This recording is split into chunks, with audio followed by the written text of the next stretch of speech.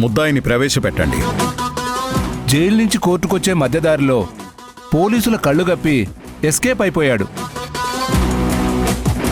ముద్దాయి judicial custody నుంచి తప్పించుకున్నాడు కాబట్టి ముద్దాయి యష్కి ఒక్క నిమిషం జడ్జి గారు.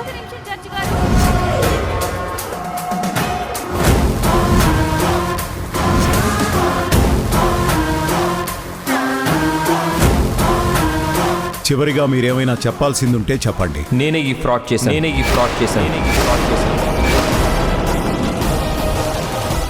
ఈ గ్యాంగ్ లో ప్రధాన సూత్రధారి మా వదిన మధులత. ఈ స్కామ్ లో ఇంకెవరైనా ఉన్నారా? ఆ పొలిటీషియన్.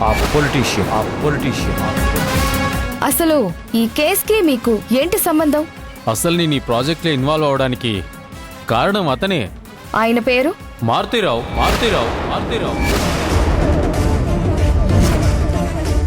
వాదోపవాదాలు విన్న తర్వాత నిందితులందరికీ శిక్ష పడాల్సిందే.